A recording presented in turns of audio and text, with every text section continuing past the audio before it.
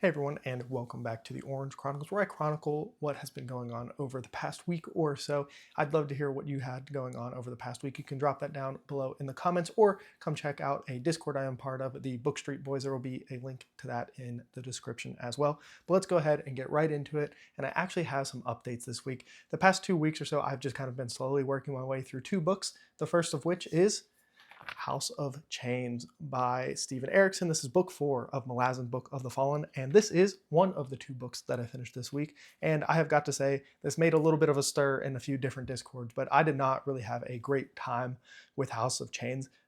It's one of those ones, and I have said this in a few places, where I think I actually enjoy discussing Malazan much more after I have read a book than the actual act of reading the book itself. But this one was definitely my least favorite of the four I have read. If you want like a quick recap, Gardens of the Moon was a 4-star for me. Dead House Gates was a 3-star, really carried by the ending of that book for me. I did struggle with like a pretty good section in the middle of it. Memories of Ice is my favorite so far. I enjoyed pretty much all of that book. I can't remember, maybe I had some struggles with it, but looking back at it now, I really just only have positive feelings for Memory of Ice, so that would be my favorite.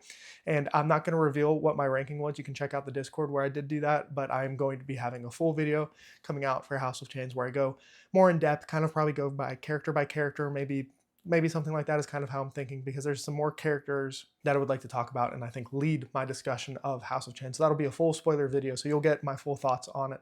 But just keep in mind, my spoiler for my video that I'm going to be doing is it was my least favorite so far. I had a lot of problems with it, and I will get more into those as we go. I'm not giving up on the series. I still am overall positive towards the series. It just doesn't seem like it's on the trajectory to be a new favorite for me like it is for so many people here on BookTube. I know so many people absolutely adore Malazan and like just like it worked for them so well. And I think maybe some of the military fantasy parts of the sitting around and just not doing a whole lot doesn't work for me super well. Which if that's which I know is a huge part of the series. It's a huge part of these books, and I think I'm still at a point where I'm willing to endure that to get the full story. And I know there's so much stuff that's like being laid out that there's no way that I can know about it until later into the series. And I'm still interested enough in getting to those points, to that payoff, that I'm going to absolutely continue. I can't say it's going to be the absolute highest priority, but I would like to read book 5 within the next 3 months or so, which I guess for some people is probably like a really long time. But for me, that's, for a series like this, it's kind of normal for me. So I did finish that. And like I said, that wasn't the most positive experience I've had. And that's an enjoyment wise. I have a lot of respect for House of Chains and Malazan in general. So I just feel like one last little caveat before we'll move on to the second book that I finished. And it's probably not the one, if you have been around, that you are going to be thinking of. The second book I actually finished is I Who Have Never Known Men by Jacqueline Harpman. This book I had a fantastic time with. This is a super short, a couple hundred pages, and I finished it in like a day or so. And yeah, this one, I probably won't do a full video for it, but absolutely banger recommendation from Joanna over at Joanna Reads. I thoroughly enjoyed my time with it. 4-star ranking. This really was like an examination of humanity, perseverance, curiosity, and like the idea of self, and like what can you do? What can you keep doing even when there's a lot of, I don't want to say negativity, but there's just kind of a lot of against you, and maybe you're not fully in control of the things that are going on. The quick pitch for this is you kind of, I don't want to say wake up, you start in basically a cell with 30 or 40 women total, and you're in the perspective of one of them, the youngest of the women, and they are just in a cell being patrolled by guards. They're not allowed to touch each other. They're completely taken care of. Their food, medicine, all of the things are taken care of. And the story kind of progresses from there. I don't really want to delve too much information out about it, because I really think exploring what happens is a good part of the journey that happens here. But yeah, I thought there were some really profound moments in this book, and some of the things that are just some questions that I have always asked myself, and I'm sure other people have asked themselves, like, what if we could take a person, put them in a situation where they haven't experienced the real world, right? They haven't had the experiences of being with other people, being out, having a job, having friends, like these kinds of situations, and just seeing what would happen to that person. I think this is a book that explores that. I will just add in this caveat: if you are somebody who wants answers to questions, this is not going to be a book for you. This book leaves you with really no answers for a lot of the questions that you're going to have throughout it.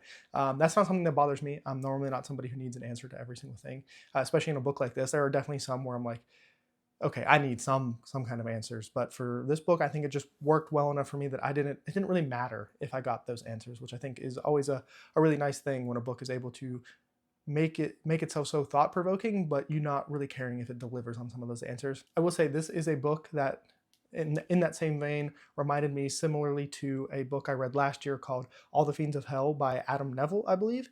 And only in the fact that crazy stuff happens in that book and you don't get any answers. And just like in this one, you don't get any answers. And so it also reminded me a little bit of in Dark Matter. In Dark Matter, you kind of explore a bunch of different places, and there's some elements from that also reminded me of this book. It's two very strange comparisons to make to this book because it is, something very different from those two stories. But that is, I don't know, overall had a great time with it. I would definitely highly recommend it, especially if you're somebody who doesn't need answers to every question. And even if you do, even if you're somebody who like really likes answers, I still think you might want to at least give it a try because I think it's short enough that it'll hook you and you can just kind of read it and you'll be okay. But like I said, you're not going to get answers. So if that that's going to bother you, I think, maybe skip it. It might be best for you. And then that is at least I finished 2 books. It's been a while since I have finished any books. So that leaves me with The Fugitive Prince by Janie Wirtz. I barely read any of this week. I just did not make time to sit down and physically read. The other 2 books were audiobooks. And unfortunately for me, I just did not make time. Anytime I tried to read this physically, which I normally do in bed at night, I just fell asleep. There were multiple times this week where I'm reading the same sentence over and over again as I just fall asleep while trying to get through this. So this is going to be my priority for the rest of the month. Hopefully I can get through it. I doubt I'm going to, but I'm really, really going to push to try to finish this last like 40% of it. I think I technically made like a 2% gain in an entire week. So maybe I just didn't do a good enough job of balancing some of my other reads with this, but I would really, really like to get to this because once I finish The Fugitive Prince, I will move on to Discovery by J.A.J. Minton, also known as Talking Story here on BookTube. Really want to get to this. I've heard so much good things about it, and I just don't want to read 2 physical things at the same time. And that's the only reason why I haven't started that one yet. And then the other thing that I'm currently reading, so this is my audiobook that is going along with The Fugitive Prince, is James by Percival Everett. This is a retelling of Huckleberry Finn from the perspective of Jim, the slave that goes on in that journey. I read Huck Finn, I think in 2019 I read it, and I like Tom Sawyer more. I'm one of those people who likes Tom Sawyer more than Huck Finn. Obviously, a very famous book from like American history. Does it count as American history? Like, I guess technically it does. But yeah, that is kind of my general reading plans. Really focus on The Fugitive Prince. James will be my audiobook, so just with how my life is right now, I end up having more time to listen to audiobooks and physically read, but we'll see what happens. I would honestly like to finish James and The Fugitive Prince before this month is over, so they're not on my April TBR, which will be coming up next week. But that is my general reading plans, and yeah, I definitely would like to know what you are reading, what you're going to read, all of that fun stuff. Definitely, like I said, in the comments or come talk to me on Discord. I'm trying to spend a decent amount of time in there, even though I'm very bad at social media outside of YouTube, and even then, I'm still not all that great at it. Let's go ahead and switch gears slightly to manga. And I didn't read a whole lot of manga. That kind of goes back to like the physically reading thing. I just didn't really make a whole lot of time for it this week, but I did read one chapter of Dragon Ball Super, and overall it was a fine chapter. I mean, it's one of those things where I feel like you need to read like 10 chapters at a time to really get like a feel for what's going on. One thing I will say is, and this happens in so many series where you have a serious character, a character that really like they're the antagonist almost, but they're not. They're still a good guy. And in this situation, I'm talking about Vegeta. I don't like when those characters end up turning into a silly, goofy kind of character. The same thing happened with Orochimaru in Naruto. Bothers me. I understand that Vegeta, while he was a villain and kind of became a protagonist hero, he still had that like edge to him. And I really dislike when characters who have that edge get whittled down and turn into like the punchline of a joke, because it just feels so like against everything that their character was built up as, and it was up until that point. And I feel like Vegeta is starting to get that, and Vegeta maybe isn't the best comparison, but like I think about like Vegeta not caring about anything except being the best, being the strongest, and all of those things. And I feel like it's not that it's not there. I just feel like some of this like silly, goofy stuff, it's like he's being played for jokes and stuff now, instead of being the Saiyan Prince who is so prideful that that's all that matters to him. So we'll see how I feel as the series goes on. And just, I don't know, I hold Dragon Ball and Dragon Ball Z in such high regard for myself that seeing some of the stuff that's happened in Super to some of the characters, I don't know, it just doesn't work for me as well as I would like. And then I did also read one more chapter of Friend and Beyond Journeys, and still really enjoying it. Like I said, one chapter really isn't enough to like formulate a whole lot of thoughts, other than I still like it and am hopefully going to read some more of it. We'll see. Manga is not as high of a priority for me as some of my other stuff, so we'll see what happens there.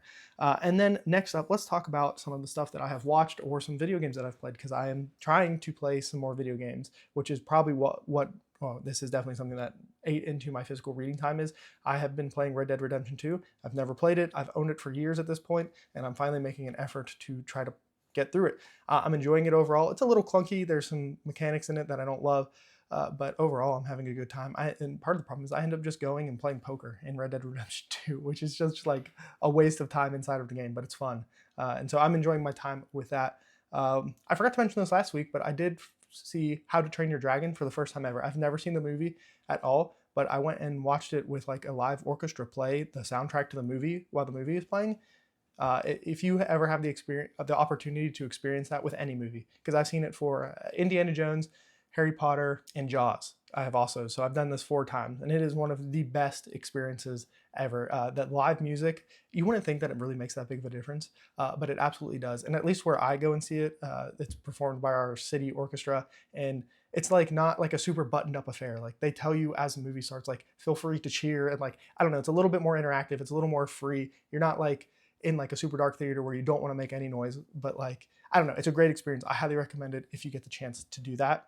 I did finish Shogun. Overall, I'm super positive on the show. I won't say that it's like an all-time new favorite, but it would be high up in a list if I tried to rank TV shows.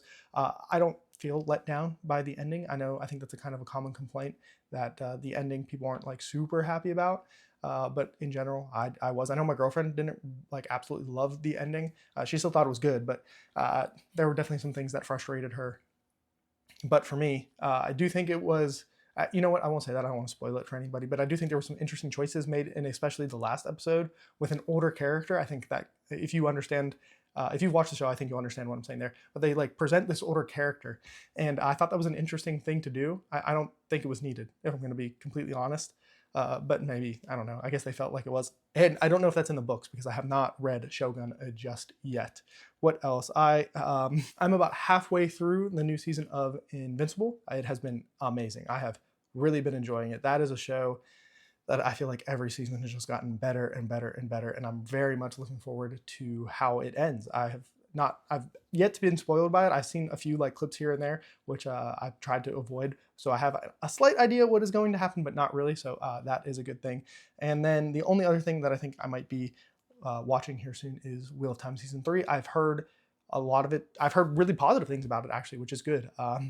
It's at a stage where they're not sure if there's going to be a Season 4. So I'm at least going to see how Season 3 is. I've seen, like I said, mostly positive stuff. I have no idea. I haven't watched any of it yet. It's mostly like thumbnails that I have seen and like some general internet, like, hey, this is actually not garbage, which is awesome. I really do think that the first season was hampered so much by what was going on in the world at the time of 2020 that maybe it really hamstrung the whole operation, the whole show, and it's really just taken until now to like get back to it. And I will say, I know it's not like a faithful adaptation, and that does bother me, but that doesn't mean it can't be good. Like, you don't have to, I'm not somebody who, like, personally, if you're going to make an adaptation, I would rather it be beat for beat exactly what it is, because that's what I want from an adaptation. But that doesn't mean an adaptation can't be good if it strays from source material. I think if you can detach yourself enough, you can still enjoy something.